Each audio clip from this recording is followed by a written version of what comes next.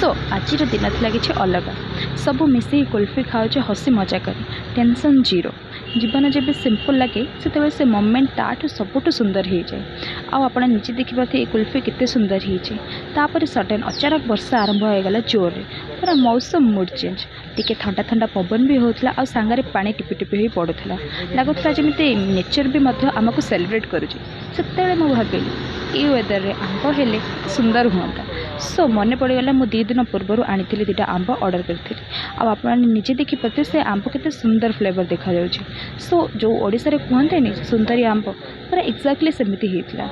But मु जानी ये से सुंदरी आंब कि आउ कौन। सो 2टा भितर मुझे गोटे बड़ पक्का आंब बाछि नेली आप निजे देखिपे मतलब काटिली या भितर केते सुंदर रेड रेड कलर देखा जाउथला आ मते तो देखि से लगुला कि मुझे केते काटिबे और केते खाइबे कहीं सब फल भितर मोर सबुठार प्रिय फल हूँ आंब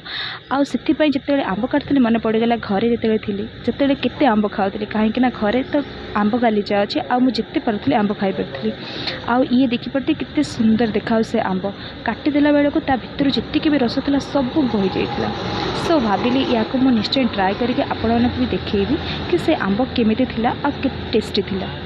सो मु तो ये से आंब काटी सारी आप निजे देखिपे केते सुंदर देखा जिते मुझे आंब काटिदेली आईटा काटि सारापर मुझे लास्ट बाइट ट्राए कली सीरियसली बहुत ही टेस्टी थिला कहीं ये लास्ट बाइटा खाई मो मन में जस्ट गोटे कथा थिला सब सुंदर जिनिस को थोड़े टाइम दियो से निश्चिंत रूप से मिठा हो। सो आज ब्लॉग मुझे रखुच्छी till then tata bye bye see you next blog like share and subscribe कर।